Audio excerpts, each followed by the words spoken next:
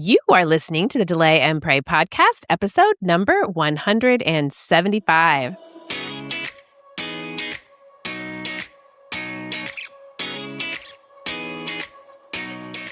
Welcome to the Delay and Pray podcast, where certified Catholic and weight loss coach Beth Bubick teaches you how to permanently lose weight through spiritual fasting. Get ready to gain faith and lose weight through a joyful transformation of both body and soul. Now, your host, Beth, the Catholic fasting coach.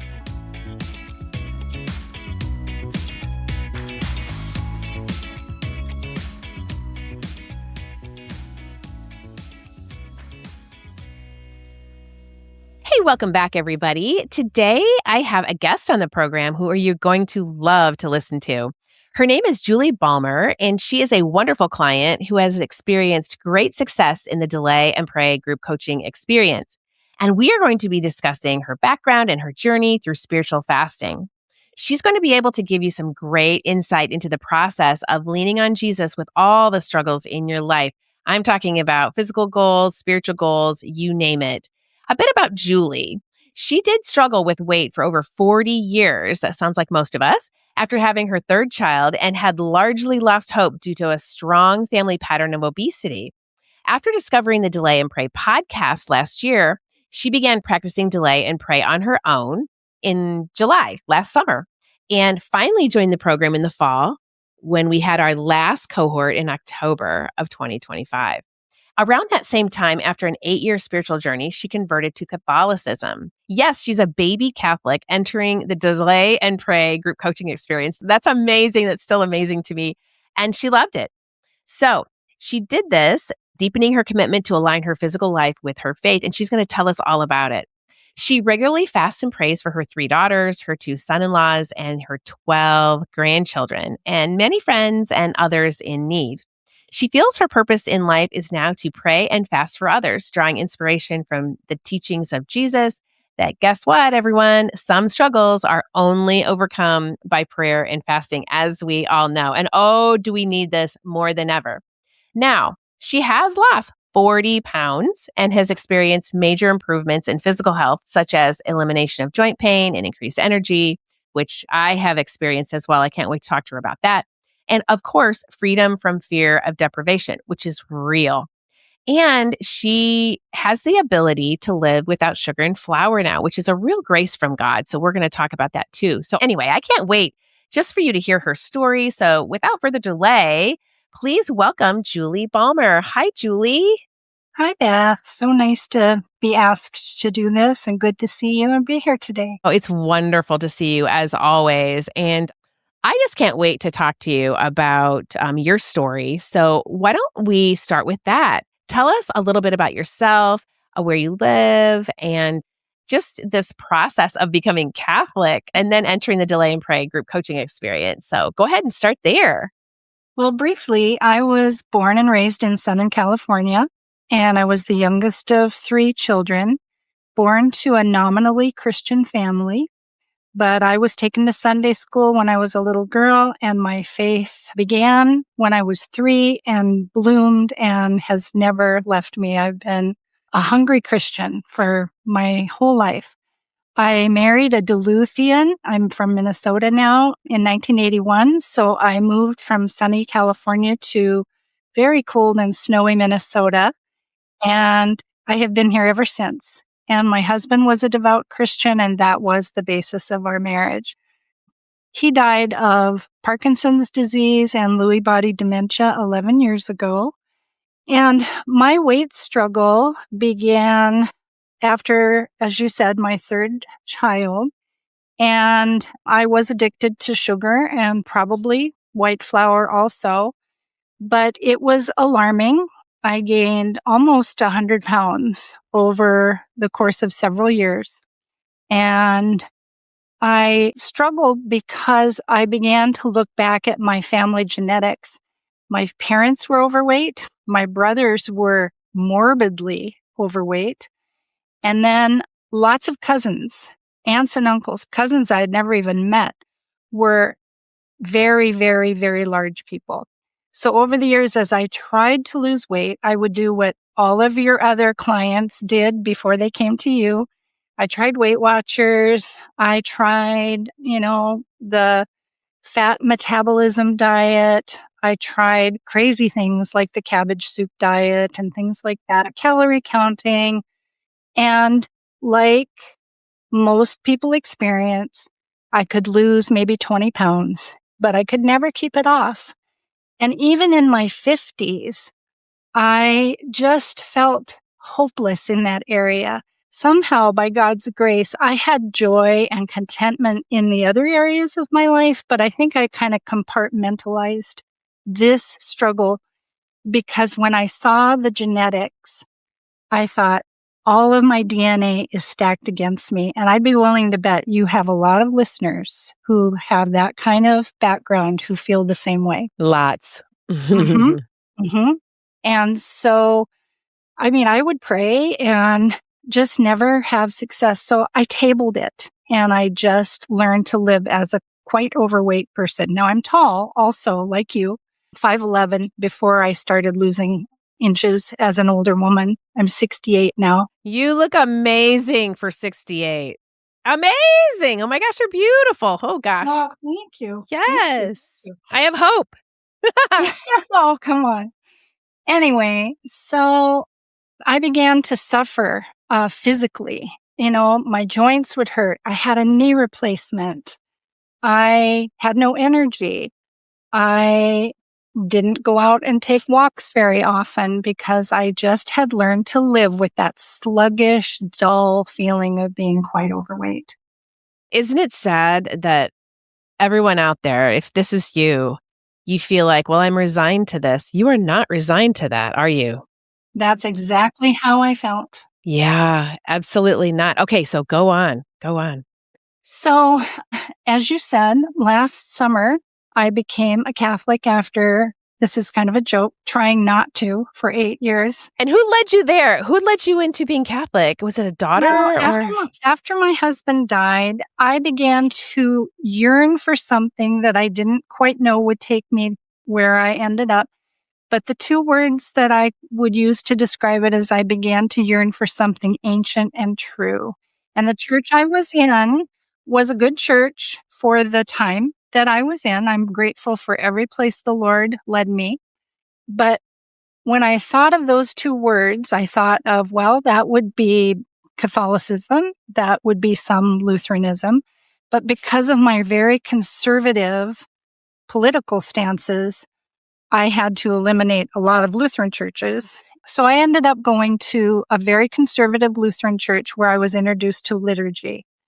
And I felt like I'd entered a foreign land. And I also felt like it was the most beautiful thing that I'd ever experienced. The relief, the comfort of a framework of liturgy from beginning to end of the service, steeped in scripture, just felt wonderful. So I was there for quite a while, thinking that's probably where I would end up. But I also started watching The Journey Home on EWTN and seeing people's journeys coming from the denominations that I grew up in, Baptist, Assembly of God, Lutheran. Very, very intrigued. And the first thing to fall was after reading and praying over John chapter 6 for weeks, because my Lutheran church believed in the real presence and I did not. As a Baptist or an Assembly of God person, I thought, I have to get this right. I have to know if this is true. And for Catholic people listening to this, it might be hard to understand why that's such an obstacle, but anyone who grew up Protestant will understand. To think of the real presence is very odd, very strange to a lot of people, and it was to me. But I kept begging the Lord to open my eyes, to show me the truth. I wanted His truth and nothing else. And one day, after many, many weeks of studying and praying and reading, even in the original languages of, I got a concordance out, I came to believe. And once I believed, it's like I crossed a bridge. Once I believed, then I could easily attend a church that believed that. But I still felt like I didn't have a fullness of the faith that God intended for me. And I met a man in my senior citizen grief support group after I lost my husband, Michael, who became a very good friend, and he was a cradle Catholic. So he would say things to me like, well, the Catholic Church is the church Jesus established. And I was like, what? I'd never heard that. You'd never heard that? Oh. Never.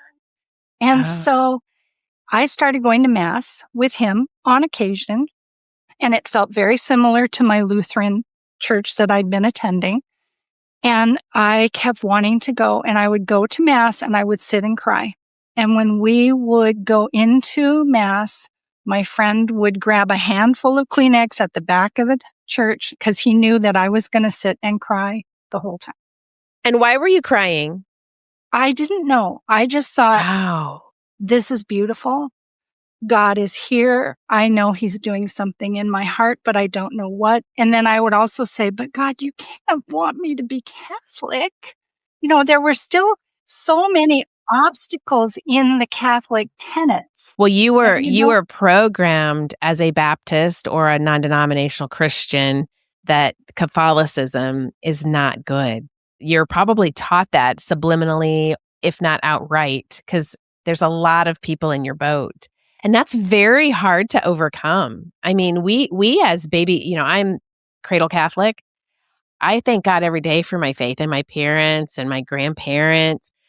And so it's easy for me to talk about it. So in the Lutheran church, they believe it, but they really don't have the real presence. And I have to tell all of my Lutheran friends, I'm so thankful that you believe in the body, blood, soul, and divinity of Jesus Christ. That's, possible to take into your own body, but you don't actually have that in the Lutheran church. You have to scoot over to the Catholic church to get the actual consecrated host. And they fight me on that. And I'm like, once you experience it, I mean, I'm sure, I don't know what that's like, to be honest with you, but I'm very forthright with that information.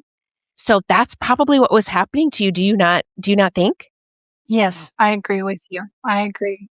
There was a yearning, but there was also a resistance because there were many obstacles for me to get over. But I knew that God had taken me across the bridge to believe in the real presence. So I just kept saying, all these other things that I'm having a hard time wrapping my mind around, I commit them to you.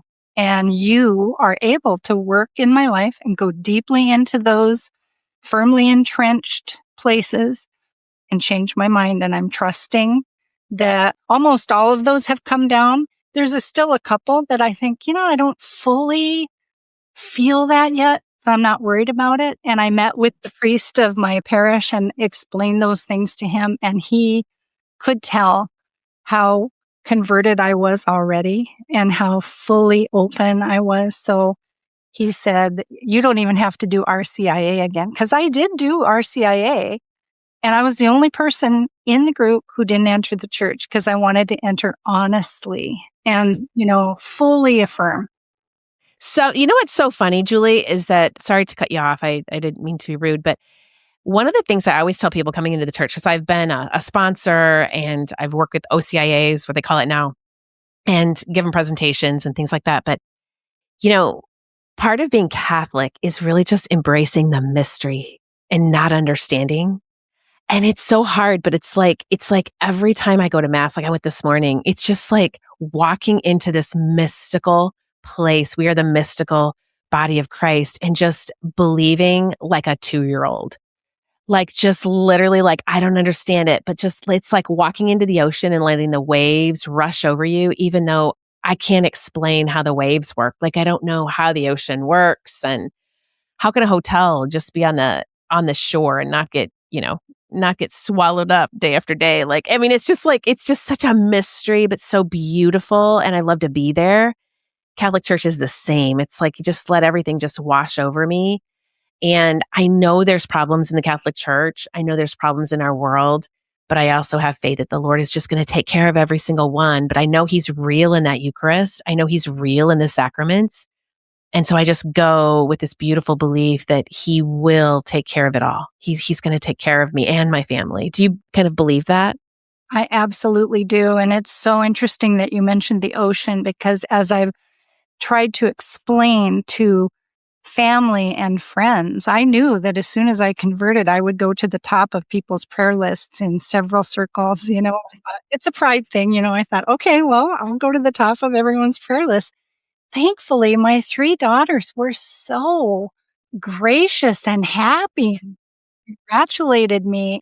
But how I explained it to them is I said, all the churches I've been in before, because I was a Christian and because the Word of God was taught, I felt like I was kind of splashing around in this shallow water. There was refreshment there.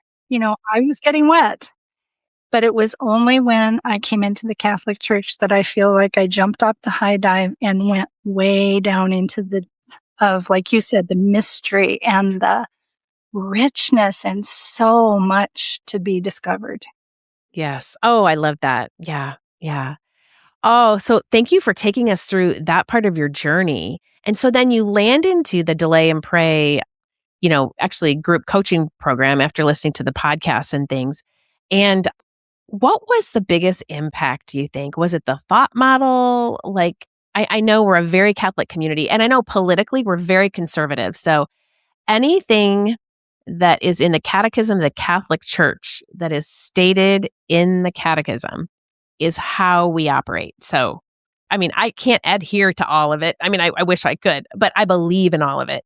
So we talk about that. We do talk about abortion. We talk about, we're praying for life. We're praying through certain political campaigns and things. We're trying our best to choose the right people. We don't really get political in the program, but we do let people get coached on things like that. And we're just trying to adhere to life within the framework of the Catholic Church. Best we can. Best we can.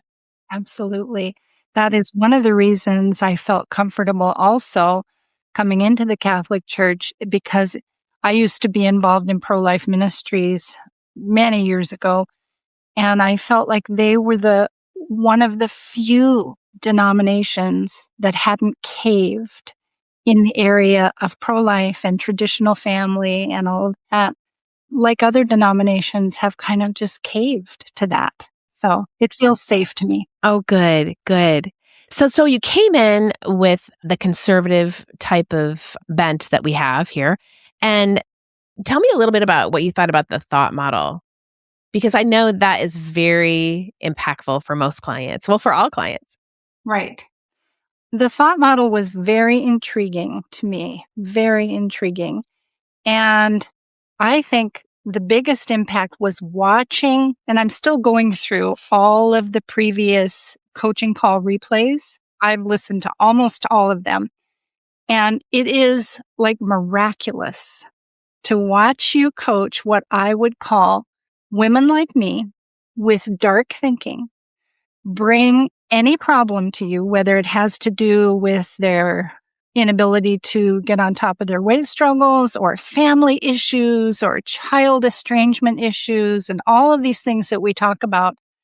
And I felt like I was on the front row seat watching you deftly and wisely and compassionately guide women into the light, the marvelous light that we come into, because that's what Jesus did. He brought us out of darkness and brought us into his marvelous light. But I could watch it in real time.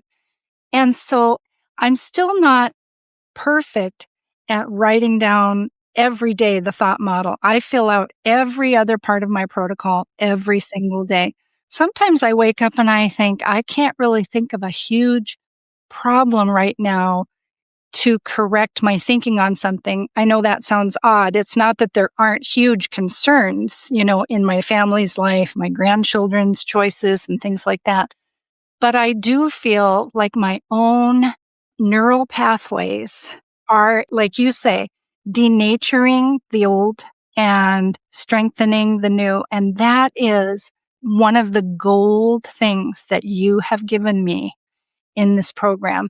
So again, while I may not write everything down, I know the process and I know I can say, wait a minute, is that true? And how do I want to think about this today? That has been, I can't even possibly overstate how momentous that has been in the journey. Yes, yes. This ability as creatures of God, as humans, we're the only ones that can think about our thinking. And so we have the ability to change our thoughts. And we also have, each of us has one of 4 temperaments to a degree, a little bit of this temperament, a little bit of that. And so we're never stuck, but we do, just like Saint Augustine, always says, to know thyself is to know God. So we need to know ourselves. We need to know. So like my 2 sisters are super quiet. My husband's quiet. I'm crazy choleric. I used to kind of hate myself. Like, I'm like, why am I not so quiet like they are? And then until I understood the 4 temperaments that are given to us by God, but then I can tone it down with certain people. I can move over to other temperaments if I need to. And I'm like, oh, because I can actually train my thoughts with certain people and certain environments and understand that I can change my thinking accordingly, which is authentic and beautiful. And until you understand the whole neural pathways and how your brain is made, then we can change. And it doesn't mean that we're not making mistakes, believe me, every single day. And you don't have to use the model every day because sometimes, you don't have pressing things to use the model. But when you do use the model, then you can see the holy opportunity, even if maybe you said something that you shouldn't have said, or you reacted in a way that you shouldn't have reacted. And I mean, this just happened to me the other day. And I was like, why did I say that? Why did I react that way? I put it through the model and I was like, oh, getting to the root cause. And for me, it was about humility. And I didn't like what I was hearing. And I sort of said something. And if I would have been more humble, I wouldn't have said that or react that way. But I don't have to, I can just go to confession, say sorry to the person. And then I can go on my merry way thinking, okay, next time, I'm going to do this, think this way. Yeah. So that's where you're really changing your kind of personality in the way that you're like, okay, I'm really going towards virtue to get to heaven. That's what I want to do. There is one thing on the protocol that has been probably more transformative for me than anything else, and that is the little box that says, imagining my transformational goal with God. That one I use every single day, and I wrote down a couple of examples to share because I've heard Christine share hers, which is mine also. She thinks about her daughter and her family in the church pew with her, and I've heard you share some of yours. So Christine is one of our team members that runs the formation and examine days. Yes. Yeah. And mine, I use it every day and mine changes. And so I'll share a couple of them. Like, these are the things that you taught us as clients in the Delay and Pray coaching program. I wrote, my feast days are restrained and blessed. I enjoy a little treat and I enjoy staying mostly on protocol. I am learning to create instead of consume. And then I might even turn it into a prayer. Help me create a life that is pleasing to you today, Lord. And I wrote in one day, my mind, heart, body, and soul keep moving away from vanity to sanctity. I thank you for changing me day by day. Another one is, even when I eat well and my weight goes up, I keep going, knowing what to do now, how to think, how to turn to God. I never knew how to do any of that before. When I would do poorly, it would just be confirmation that I was never going to have success with this, that I was a slave to my family's heredity, Another one that's been so meaningful as a new Catholic is, I wrote down this, I'm learning to suffer in small ways. And as I offer these to Jesus, he actually uses them for his good and fruitful purposes. I can experience pain and heartache and not turn to food for comfort. I can pray and fast for the rest of my life and trust God. I have more, but I will do that little box every morning, how I'm feeling led, and then I try to think like that all for the rest of the day. And I can honestly feel, not literally, of course we can't feel our neural pathways, But I can feel that all the ways that I have been thinking about food and weight loss and deprivation have completely changed. Now, that doesn't mean I don't fail. I have failed, but you've taught us how to fail. We fail forward. I have written Nunc Chapi countless times and taken great comfort. It's not a disaster now.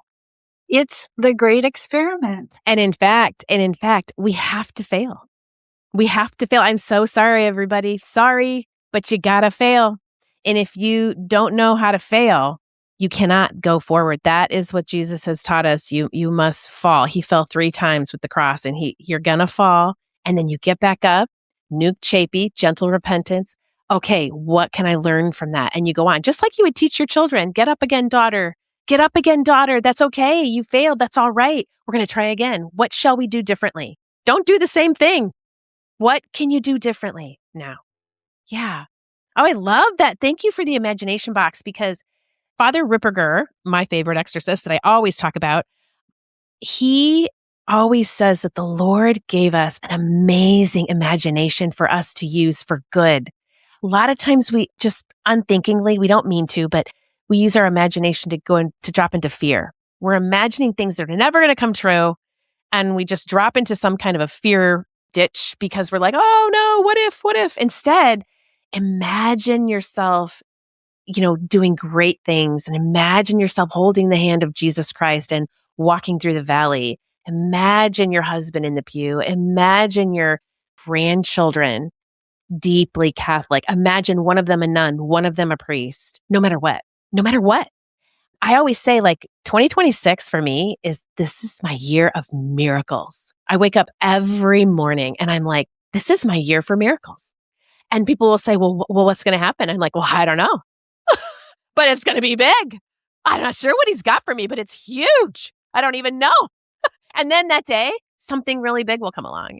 It's kind of a real shift in thinking, isn't it, Julie? Yes, it is. And even to go off of what you just said, it also may not be huge and visible. It might be absolutely huge and quiet and invisible, because the Father is always working, and it might be just deep and mysterious what he's doing. Yes, absolutely. Oh, I just love that so much. So we went over the thought model. We went over the journal. There's a lot to the journal. It's living a life of gratitude. Not always easy. Believe me, Julie can tell you, I can tell you, there's many days I have tears. There's many days that I'm not feeling very mentally great. And we're going to have that because we're human. I mean, things, you have problems. But I will tell you, if you do put it through the journal when you are having a struggle, these better feelings will surface to the top. You're like, okay, listen, I can get a hold of this. I don't have to be indulgent and sit in this, emotion of disappointment. I can rise up to the top because the Father is always working. And that's scriptural. And he is going to work his mystery with this, and it's going to be okay. So, all right. So what other impact have you had? You lost 40 pounds so far. That is amazing. Give us some tips on some of the things that you found helpful. Was it eating in meals that was different? What's different with the sugar and the flour that you're talking about? Yeah. When I first started listening to the podcast and I heard that Monday through Saturday, we would forego sugar, flour, and alcohol. And alcohol is not a problem for me, but sugar and flour certainly was, especially little miniature Reese's peanut butter cups, my very favorite candy. Your runaway food? One of them. And bread to dip in soup, Oh. And I just thought, I can't even picture myself going a day or 2 days without that. And yet I just kept listening to the podcast. I just thought, I have nothing to lose by listening to the podcast. And every time I would learn something and my hope would rise.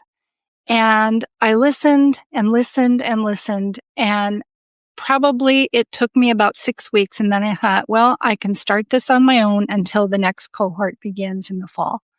And so I started slowly. That's a tip, is I didn't eliminate sugar, flour, and alcohol, or, sugar and flour right away. But I did start cutting back. And I then started to forego breakfast. And I would think, okay, well, I won't eat breakfast and I will pray for my granddaughter instead. And I thought, anybody can not eat breakfast, And so as I listened to you teach people, I began to think it's really important for me to write down things and to say things to myself so that my brain can learn and listen, even if I don't feel it. It's not lying, it's instructing my brain. So I began to say things that didn't necessarily feel true, like sugar and flour are not good and they don't make you feel good and you don't have to have them. And I don't go around talking to myself all day, but I certainly would write those things down and think them. So after about 2 or 3 months, I started never having breakfast and cutting down my eating window to about 8 hours and then to about 6 hours. And after I did that for a while, I began to see that as long as I had Sundays for feasting, and I certainly have overfeasted on Sundays like many of your clients I've heard, I've certainly done that. But I thought, I can eat protein and vegetables Monday through Saturday because I can have whatever I want on Sunday. I wouldn't recommend that now, and I don't do that now usually, but so it's just the thinking. It isn't, I went to thinking of abundance instead of deprivation. And it truly is absolutely miraculous that I don't crave or turn to that most of the time now. I never believed that I could go hours and hours and hours without eating and not be hungry. But when you talked about ketosis, I thought I'll never reach ketosis because I have an actual diagnosis of insulin resistance. And I could see this was my family's problem, but they didn't know. They didn't know back then. So I know what's going on in my body now, and I know how to not have insulin spikes and what a difference that's made. So to get to where I am now, I mostly don't eat breakfast. I eat between noon and 4 every day. I eat vegetables and proteins Monday through Saturday. On Sundays, I might have a dessert, a bowl of ice cream. I have flavored creamer in my coffee on Sundays. And it hasn't been hard to go back on Monday and begin again. What's so interesting is, so you just went from insulin resistance to metabolic flexibility. Yes. There is the healing. And I got the ketosis strips because I heard you talking about your husband using those. And I, like other people, tried the keto diet and I thought, this is not sustainable. And plus, I wasn't supposed to do the keto diet because I'm a kidney donor. That's another story. I donated a kidney for my son-in-law. Wow. So I just thought, I will never get into ketosis. And it took me, for someone who's overweight and insulin resistance, it can take a while. But I've learned fortitude and how to fall forward and how to nunc chapi. And you give us, Beth, so many tools. And I thought, I'm 68. I'm going to grab every tool I'm presented with. And so after, months, I peed on a strip and I was in mild ketosis. Yay! And so then I'm seeing the flexibility that you've taught us about, because I would go and have a piece of cake or a bowl of ice cream on Sunday, even maybe too many tortillas, from a taco salad that I made, start again the next day. And I could tell the difference in my body that I was still able to go back into mild ketosis easily. And so that has given me energy and lots of good things. It's so true. Oh, Julie, your story is so great.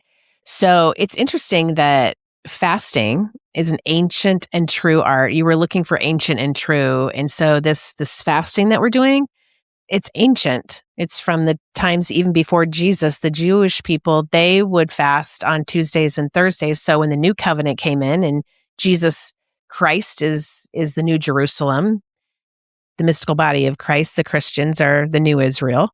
And basically they decided to push it to Wednesdays and Fridays around the institution of the Eucharist on Thursday. So it's just interesting how this all came about. But our bodies were made to go in and out of ketosis. We are made to do that. We're made to feast, but we need to fast before the feast. And we're just made to do this cyclical metabolic flexibility. And it can be some suffering during the week. And especially if you're just learning how to not use food for comfort, it can be. It can be a little bit like, oh my gosh, I'm having a really bad day. Wish I had a piece of cake. Nope, not going to do that. Not going to pray instead, move my body, move around, go, help somebody, do some kind of a work of mercy, or even clean a drawer. It's just something else besides walking to the kitchen. And all, in the name of Jesus Christ. And it's just beautiful when you finally get the mindset down. Yes. And that's another thing, is that as a Christian, I always wanted to fast and pray. I always wanted to, but I couldn't. I would try it. I'd had a friend with a very sick little girl, and she asked me to fast and pray with her. And because I committed to it, I did it. But it was horrible. It was just horrible. It wasn't even what fasting and prayer should be. It was just white knuckling. And now, because of what I've learned, I can fast for people. I can feel hunger and be completely comfortable and actually content with hunger. And the why that makes me cry has been absolutely critical in this journey for me, because I love my grandchildren so much. They're aged 24 to 2, and they're all in Duluth, and I spend time with them. And the needs are great. The needs in my family are great, as all families have that. The needs of my friends are great. The needs of our world are great. I, with God's grace, can actually fast and pray now. And that has maybe been the greatest gift. Yeah, it changes the world, Julie. We're changing the world. That's not from an arrogant standpoint. That is scriptural. Prayer and fasting casts out demons. So if half of the world, a fourth, a third, I don't even know, just like, hey, I guess I'm going the wrong way. If it's just a few of us were fasting, which we are, but if more people were fasting, we would change the world. It stops wars. It brings peace. It helps the heart, soothes the heart of our Blessed Mother. And I'm telling you, it's amazing. So it's funny that you do the noon to 4. That is mine too. Now that is advanced. That is, you just learn, delay, and pray. And then pretty soon your eating window just gets smaller. And it's because I like feeling empty. It feels so good. And so what's interesting, everyone out there, is if you get into ketosis and you know how to get into ketosis, if you do have some type of a physical problem, if you get cancer or God forbid, or you get even a cold or a broken bone or something, you actually can physically go into ketosis, and the healing process will help you a lot. It'll further it along. And I do that all the time. It's like having sort of like a ticket in the back of your pocket, like, oh, I can go into ketosis to heal this. And so that's absolutely beautiful. And I always say ketosis leads to kenosis, leads to theosis. So ketosis, try to strip away this attachment to food and alcohol, and then you get into kenosis where you're emptying yourself. And then theosis is when you're filling yourself with God. And that's actually how it's supposed to go. And once you get this down, then you just naturally, your eating window starts to close. But it doesn't close. It doesn't get shorter all the time. There are times when if you go on vacation, you're not really, there's no wagon. You're not going off the wagon, but maybe it's open a little bit, but you still don't gain much weight or anything. It's just like your window's open a little bit, and that's fine. Then you just come home and you make it a little bit smaller, but it's really healthy. Yeah, I can tell my body really likes this. There used to be days where I would eat a normal American diet, and I would wake up in the morning, especially for me, if I had gone to a Mexican restaurant and had a whole bunch of tortilla chips with salsa, where I would wake up the next morning and I would tell whoever was with me, I feel like I've been poisoned. My whole body feels awful. I was, having a hard time walking to the bathroom when I get out of bed. I think it was this old age. And I know now that it was a lot of what I was eating. And I have not felt like that in months. And I'm so grateful. Oh, that is so wonderful. That's phenomenal. And that's sugar and flour. Unfortunately, it increases the inflammation. Plus, probably seed oils as well, and just some of the chemicals in our food when you go out to eat a lot. For sure. Well, I am so happy that you've done so well. And I love it. One of the comments that you put on the exit survey was so cute. And I must mention this. And she put, although she paid $1,000 for the program, she says she would gladly pay $5,000 or more because of the transformation it's brought. And I thought, we've had a couple people say that. And what's so funny is, Julie, a lot of people think $1,000 is expensive, but I can't run a Catholic business. Believe me, people don't even understand what it's like to run a little business when it's just you and a few people. And we brought it down considerably to $1,000, and you get that back. In dollars alone, you get that back in the amount of money you spend on food, number one. Number two, health, prescriptions, all of that. Alcohol. Like my husband and I don't drink anymore. So it's like every time I go by the wine selection, I'm like, oh my gosh, we used to buy, I don't know, just even though we were only drinking on Saturday nights and Sundays, we'd buy a couple bottles of wine, $20. So it's like $40, $50 a week. You get that back very quickly, but then it's the spiritual transformation that's priceless. That's exactly right. It feels like a whole new life. It feels like a whole new life. Yeah. And then you can just stay with us forever. Yes, which I plan to do. Yeah, it's wonderful. I'm so happy that this has worked out for you. And thank you so much for your beautiful testimony and your success and just your presence within the group. We have so many women just like you. And it's just wonderful to have you all together, a place, of community where that you can come and ask questions on the Facebook group. And we're growing. I don't know what the future is going to bring, but it's going to just be really wonderful. I know we're going somewhere beautiful. And the other thing, everyone too, and Julie, I don't know if you've ever thought about this, but because we're so connected to politics and just like what's happening in the world, which is kind of fun. I love to do that. Sometimes if you follow some of the seers and things, they're talking about famine. And I'm like, oh, famine, bring it on. I'll just live on sardines. I say that I don't want famine. Believe me, anybody. I don't want famine at all. But I think about it and I'm like, my husband and I, we could literally live on very little. We have fasting stomachs, they call it. So we could live on very little if we had to. Very, very little. So what do you say about that? Well, like I said earlier, and you alluded to, the fear of deprivation that accompanies so many people who struggle with weight loss and are trying new diets and stuff is honestly completely gone. If someone told me, you are not going to be able... Now, see, I haven't gone 2 or 3 days or anything like that. Right. That's later. That's later. That may come.